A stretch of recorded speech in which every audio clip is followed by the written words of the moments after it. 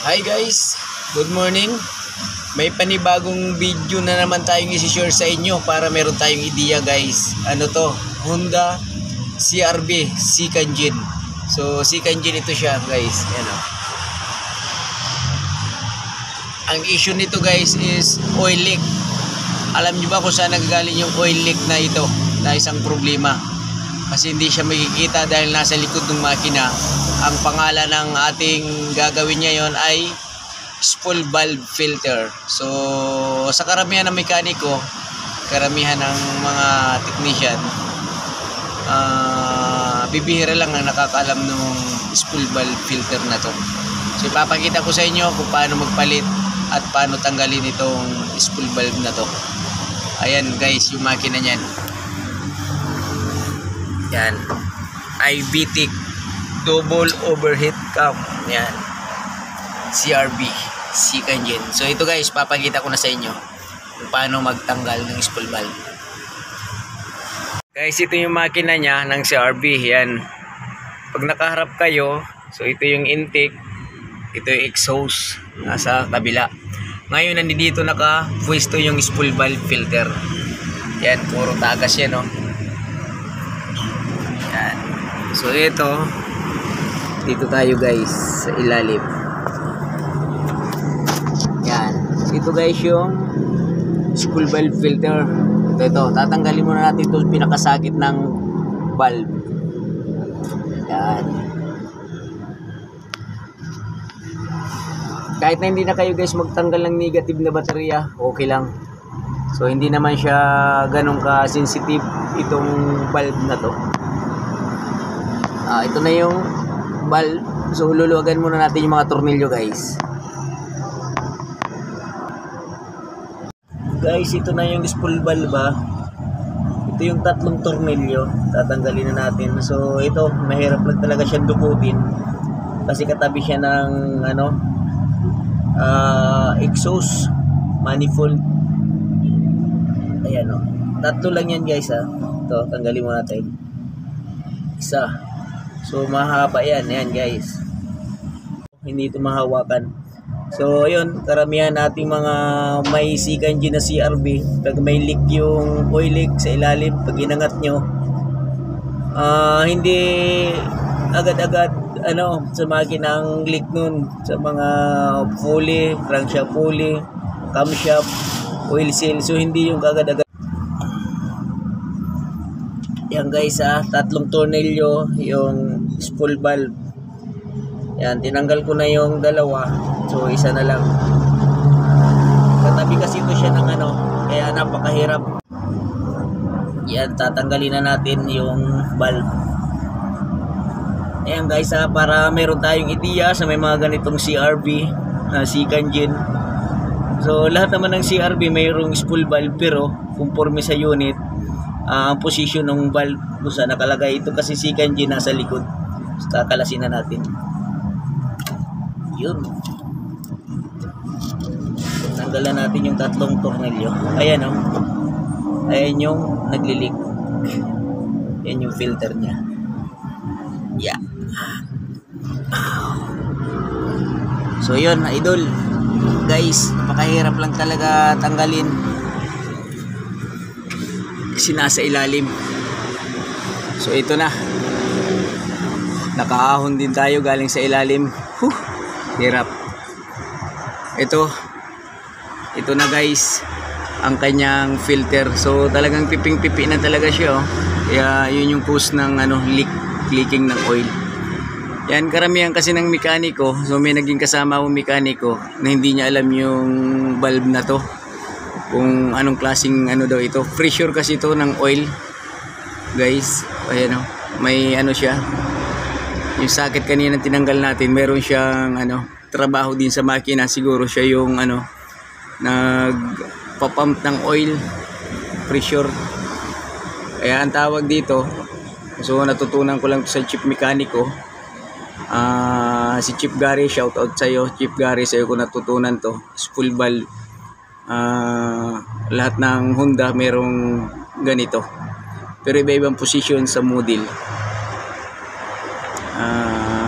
Nagkakatalo lang siya sa year model mga guys, kasi kung modelo nga naman yung CRV mo, so ibang position din yung pag mga second gen nasa likod, pag first gen, so meron sa likod, meron din sa harap ng spool valve, so dalawa. Ito siya sa harap, so wala oil pressure sa harapan nito. So guys, lilinisin na muna natin bago natin kabit ulit at saka mapalitan na ng bagong gasket. Ayan o, ng filter. Ito yung filter niya kung tawagin, strainer filter. So tatanggalin natin. Guys, ito na yung spool valve filter. Parang screen lang siya na maliit oh. Yan. Marami na nitong nabibili guys sa auto parts. Pero kailangan dali natin ng sample, for example, kasi as per sample, kasi yung iba nga ng mga auto parts, so hindi nila kabisado yung sizes ng natin mga gasket na to. So marami nga siyang iba't ibang itsura, kasi maraming modelo ng Honda.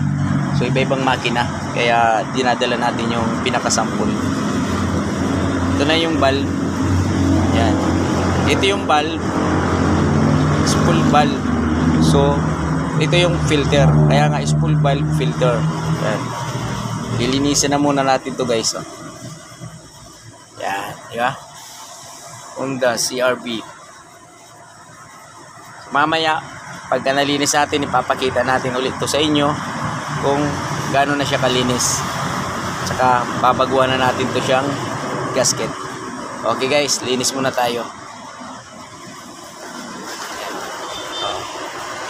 Honda CRV.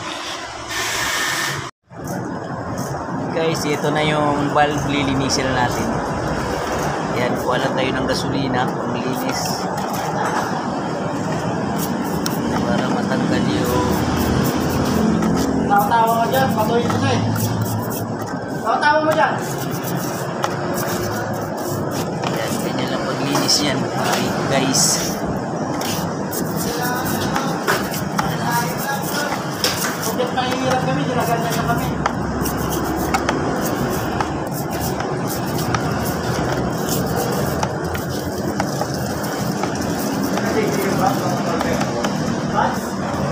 yan guys, oh.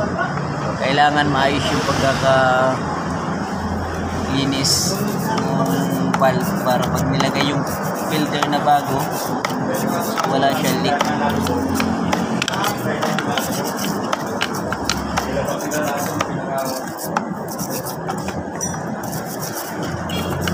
Yung mga veteranong mekaniko guys, yung mga nag-overhaul, so alam na alam nila yung parte ng makina kung anong meron.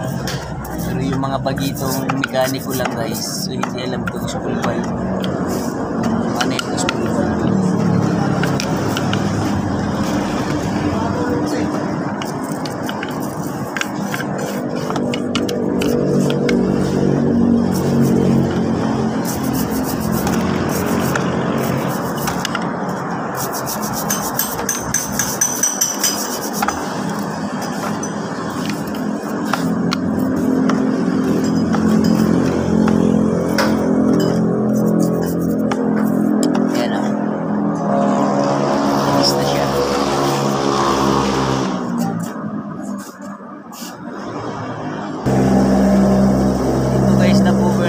Tanggalin nyo para makita nyo yung loob ng valve, ng number 10 socket range.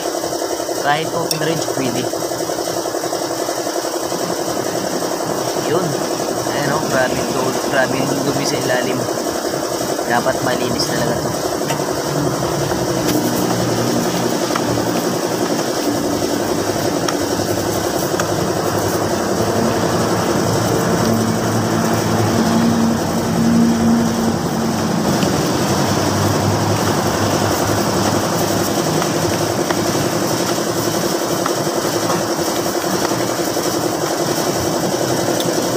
Guys, ang ganda na. Kanina kulay itim, ngayon tanso na. Ayan na siya eh. Chrome.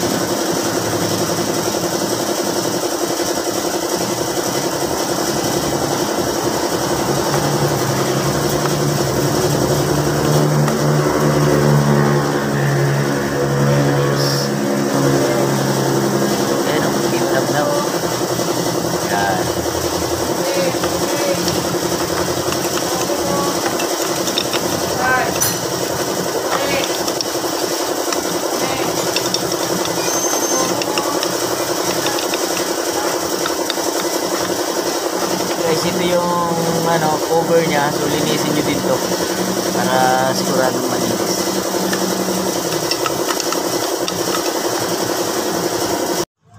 Guys, ito na yung spool valve filter na bago.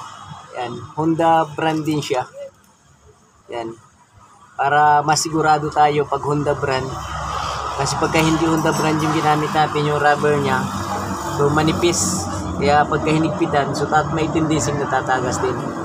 So ito na yung spool valve guys na nalinis natin. Yan. So ayan, malinis na siya. So ikakapit na natin tong filter niya.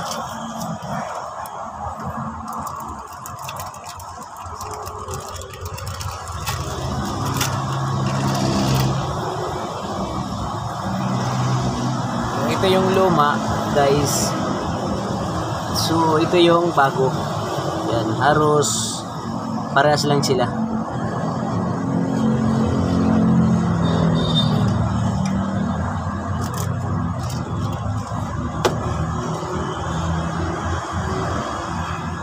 Ito guys, ilalagay na natin dito, oh. Yan, ilalapat mo lang siya, oh. Yun. Sakto-sakto. Tapos, syempre, guys, para sigurado tayo, lalagay nyo dito ng Vita Green sealant para pag nilapat natin doon sa makina niya, so wala talaga siya leak, para talaga sigurado. Yan, lalagyan lang natin dito. Yan guys, ganyan lang paglagay nito, para kahit pa paano meron tayong idea na malalaman, ibig sabihin kung paano magpalit ng spool valve filter. Yan.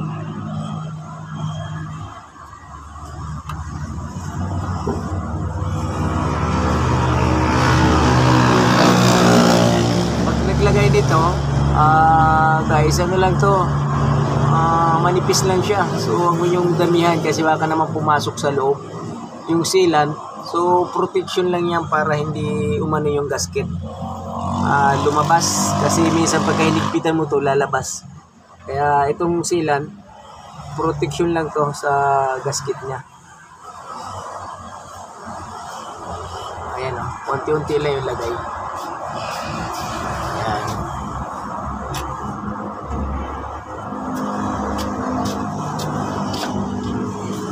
Diba?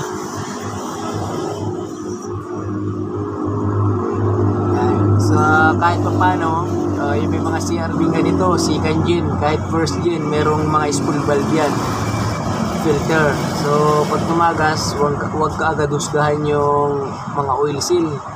Silipin nyo na muna yung spool valve yung may tagas.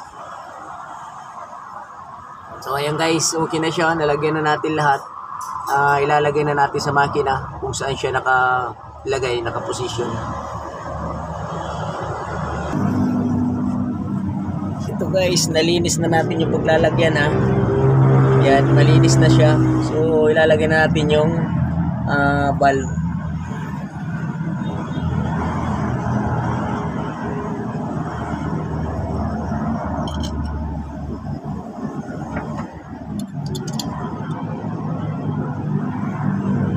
Guys, paglalagay nito ng valve, ano nyo na yung tornilyo, ready nyo na dito sa valve, pasok nyo na kasi mahirap panuhin to, mahirap kapain.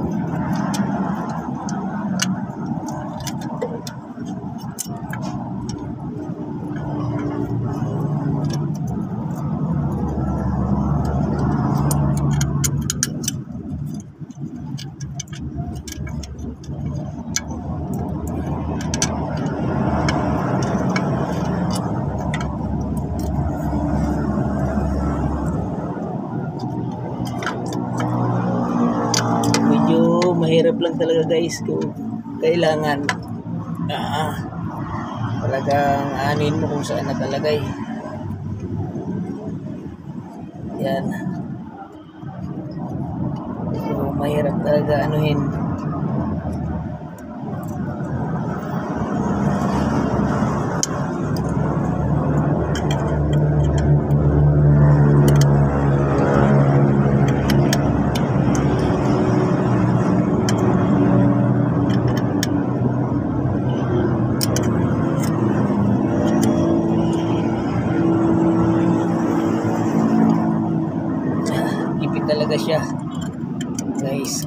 talagang ano, pagka nilagay mo to, kailangan sintro-sintro.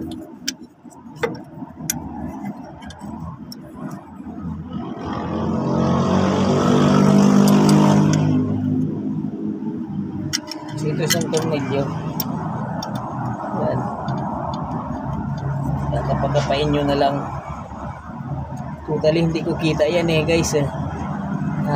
Tatansya mo na lang kung saan yung isa eh. Ito yung isa pa oh. Yan. Tatlo yan guys ha. Ito yung isa. Yan. Yun. Yan na yung tatlo.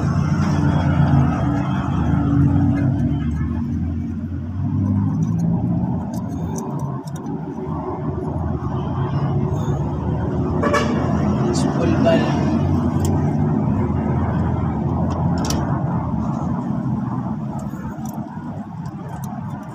Yan, gamit lang kayo ng sakit.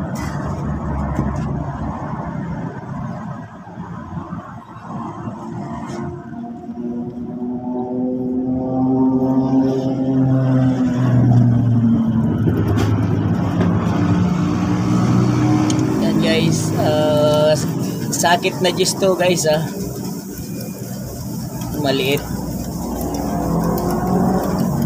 Yan, kakamayin nyo na muna para lumapat lang yung tatlong gist na bolt.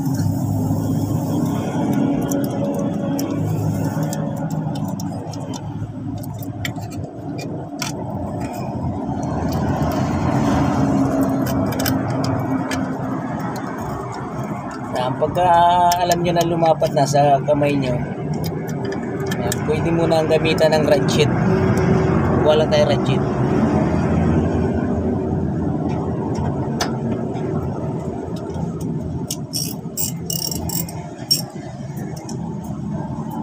Ito guys, ratchet. Yan. Totally, hindi ko ito nakikita So, kinakapa lang natin yan.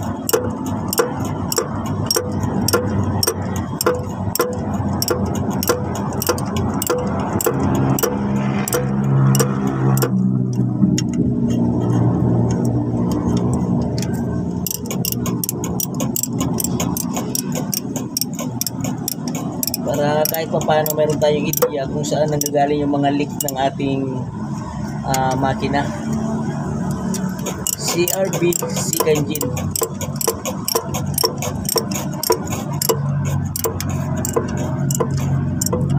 Ito guys, ano lang naman to, minor, ano lang naman to problems. Hindi naman to major, kasi ang pag sinabi major, so ang ano natin doon, syempre makina na. Ito, part pa lang to ng makina niya. Sa mga oil pressure pa lang to eh. Yan, tamang ano lang guys, tamang higpit lang pag hinigpitan natin yung bolt.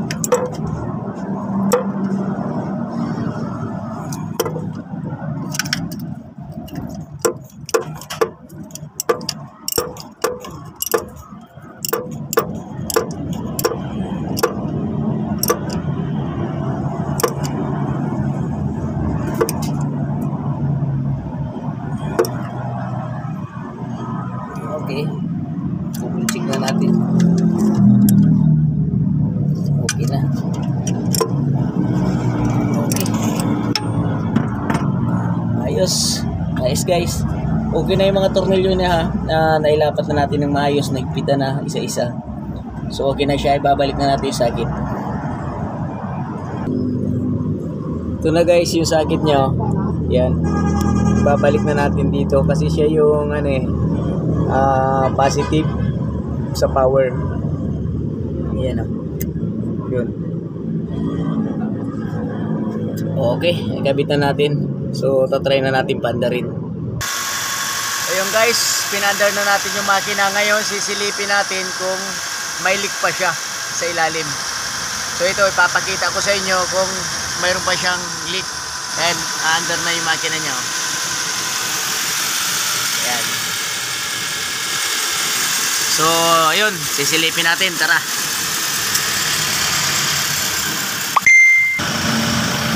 Ayan guys, nandyan na yung spool valve, nakakabit na, so na-under na yung makina niya. Yan. Tingin ko okay na siguro yan. Bago na yung kanyang filter gasket. Successful na. So malalaman natin to guys mga 1 week o kaya 1 month. So obserbahan natin to pag biniyahin nila madam. Malalaman natin, check natin ulit, double check natin ulit mga 1 week. Tingnan natin to magkakaroon pa siya ng leak. Okay, oh.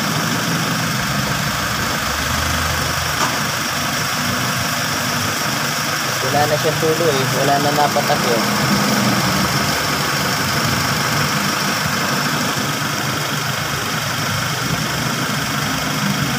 Ganun lang kadali guys, magpalit. So napaka very easy lang. Kaya nga lang talagang dukutin sa ilalim. So yun guys, ayos na. Na double check na natin, napaandar na natin itong CRV na to. Yan. Okay naman na siya, wala nang leak.